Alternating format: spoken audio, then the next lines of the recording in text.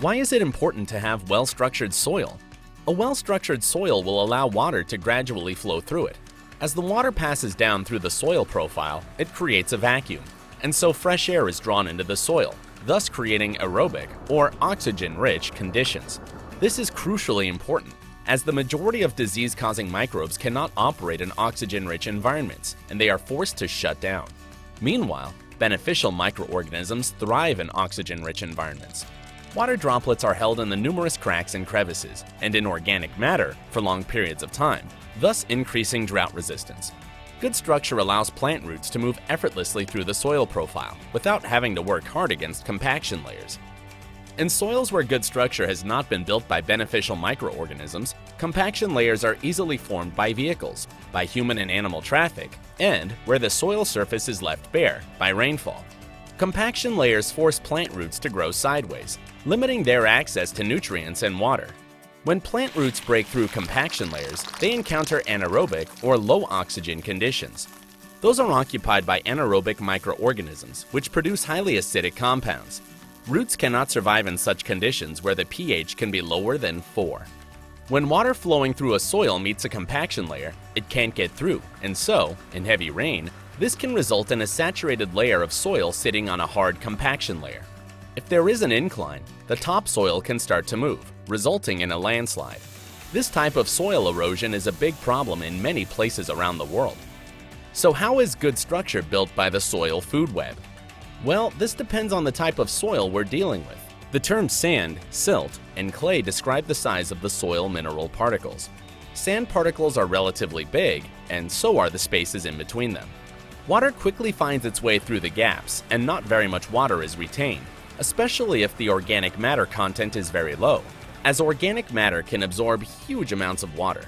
So sandy soils tend to be very dry and are prone to wind erosion, which is the process by which the topsoil is blown away and lost. Soil erosion is a serious environmental problem and poses an existential threat to humanity, as we only have around 60 years of topsoil left in the world, according to recent estimates. With the soil food web in place, the picture rapidly changes. Beneficial bacteria produce sticky compounds, or glues, which make it easy for them to adhere to the surfaces of organic matter and sand particles. These particles then adhere to one another, forming microaggregates. Notice how as things clump together, small spaces are created around them. Fungi also produce some glues, and their long, narrow tube-like structures act like ropes, tying together the microaggregates to form macroaggregates. Now even larger spaces are formed in the soil structure. When microarthropods, earthworms, and insects burrow through the soil, they create even larger spaces like tunnels. All the while, the soil food web is increasing soil organic matter in the soil profile by decomposing the surface litter into humus and transporting it deeper and deeper into the soil. Soon you can dig down and discover layer after layer of dark chocolate brown soil where there was once only lightly colored sand. The result is a structure that will hold water for several months after the rains have stopped, making it available to plants in times of drought. Roots are able to dig much deeper and to access more water and nutrients in parts of the soil that were never available to them before. In essence, the subsoil has now become topsoil. Dr. Ingham and her team have worked on landscapes such as pastures, turfed lawns, and golf courses, where the grass roots were only able to grow an inch or so into the soil because of the presence of compaction layers. In just a few short months after the soil food web is restored, those same roots are able to grow more than 3 feet deep, accessing more water and nutrients than ever before. In clay soils, the problems are a little different. Clay particles are often referred to as platelets, as they are kinda round and flat like the plates you have in your kitchen. Without a balanced soil food web, these platelets get stacked up on top of each other, forming very tightly compacted structures. Compaction layers can form very easily in clay soils. The solution to this problem is finding a way to get those clay particles to stop stacking. This can be achieved by a process called flocculation. Flocculation occurs when sufficient positively charged calcium ions are present on the surface of the platelets. This results in them repelling each other just like magnets do when their poles are aligned. The soil food web increases flocculation, and once this is achieved, structure can be built in just the same way as with sand particles.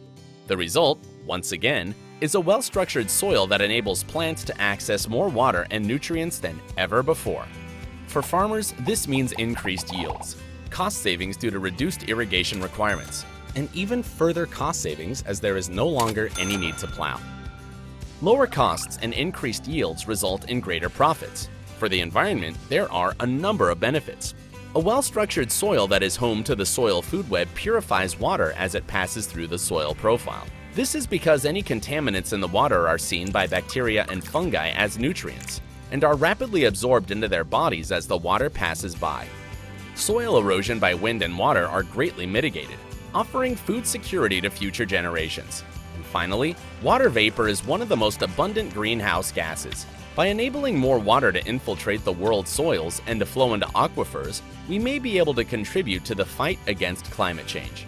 If you want to help secure the world's soils for future generations, then sign up for the Foundation courses today.